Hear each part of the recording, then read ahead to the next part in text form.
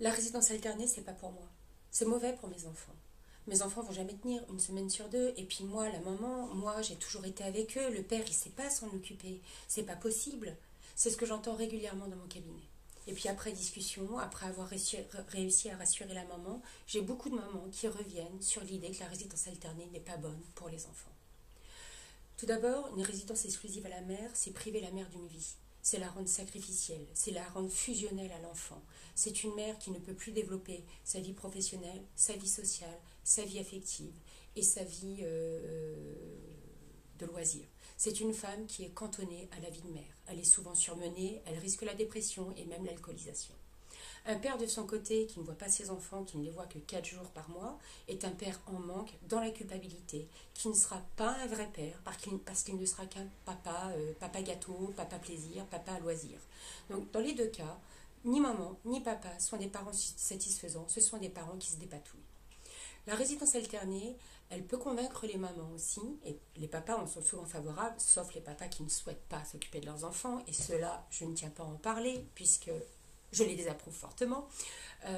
La résidence alternée, c'est facile de convaincre les mamans que c'est applicable à l'enfant quand on casse les fausses croyances. On a tendance à croire, on ne sait pas d'où ça vient, que la résidence alternée n'est pas bonne pour les tout petits. On a tendance à croire que la résidence alternée ne peut pas être appliquée quand les parents ne s'entendent pas. Et à cause de ces deux motifs-là, on a beaucoup de mamans qui se retrouvent en charge seules d'un enfant, qui font des monoparents et qui du coup ont des conséquences pas top sur les enfants et qui sur leur vie à elles-mêmes. Et on a des papas qui se sentent lésés et qui aimeraient avoir leurs enfants plus souvent. Sur l'âge de l'enfant, tout d'abord, il faut savoir que les nouvelles études montrent que la présence du père est aussi importante que la mère. Et priver le père de l'enfant, c'est le priver d'un développement neuronal et d'un développement cognitif nécessaire. On sait aussi que l'enfant a un espace-temps différent. Donc il faut faire des découpages courts. On ne peut pas faire une semaine sur deux, d'autant plus quand la maman allaite. Donc il faut faire un découpage. Quand elle allaite, par exemple, 2 fois 2 heures dans la journée. Quand elle n'allaite plus toutes les 24 heures, on va changer de mode de garde, ou toutes les demi-journées, ou en tout cas, on ne va certainement pas priver le père d'avoir un rapport continu avec l'enfant. Donc on va comprendre que le mode de garde a différents types de découpage qui vont s'appliquer à différents âges. On va dire que de 0 à 1 an, c'est un mode de garde, un découpage très court, qui commence à s'allonger progressivement entre 1 an et 3 ans, et qu'à partir de 3 ans, on peut déjà mettre une résidence alternée sur le mode d'une semaine sur deux. Concernant les conflits, c'est une hérésie. Plus il y a de conflits entre les parents, plus il faut mettre en place une résidence alternée. Quand on a un parent qui a la toute-puissance parce qu'il a seul la responsabilité de l'enfant et un autre qui n'a que les enfants 4 jours par mois et être dans le loisir, il n'y a que du conflit. Ce parent qui ne supporte plus l'autre parent ne communique pas les affaires de l'enfant.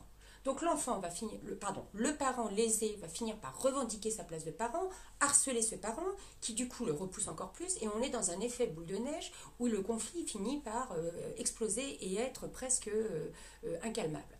En revanche, une résidence alternée fait qu'on n'a plus du tout besoin de communiquer puisque les parents ont accès à toutes les sphères de l'enfant et peuvent se débrouiller sans l'autre.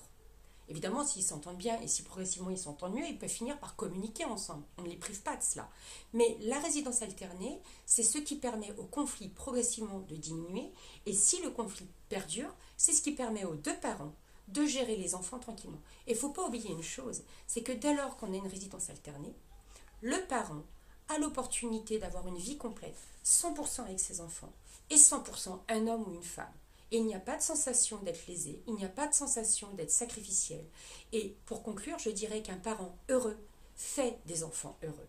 Un parent malheureux parce qu'il ne peut pas refaire sa vie, parce qu'il est en résidence exclusive, eh bien, fait sentir à l'enfant qu'il n'est pas heureux. Et un papa frustré et lésé parce qu'il voit son enfant que 4 jours par mois ne donnera pas du bonheur à son enfant non plus. Donc, la résidence alternée, c'est ce qui permet aux deux parents d'être solides et d'apporter à l'enfant ce dont il a besoin.